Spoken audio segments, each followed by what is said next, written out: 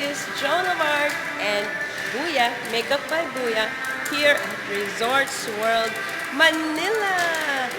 And I'm about to go home now to Bacolod from Manila. That's why I'm making this video tutorial.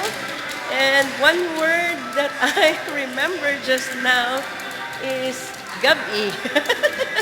Too simple because GAB-I means night or evening. So tonight is GAB-I. Actually, it's past midnight already. So midnight in Ilonggo, Bea, do you know? Oh my goodness! You don't know what midnight in Ilonggo is.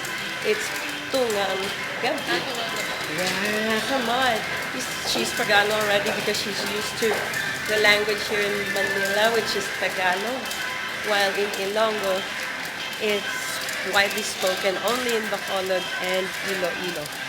So it's Tungang GAB-I. Tunga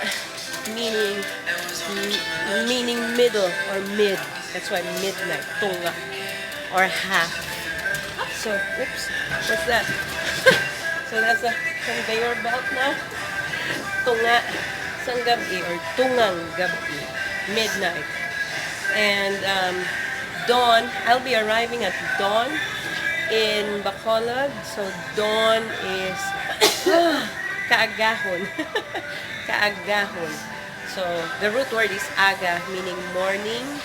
And so when it's morning time, it's early morning time, it's kaagahon. So, okay. Bea is sending me off to my flight, to my plane, and it's called,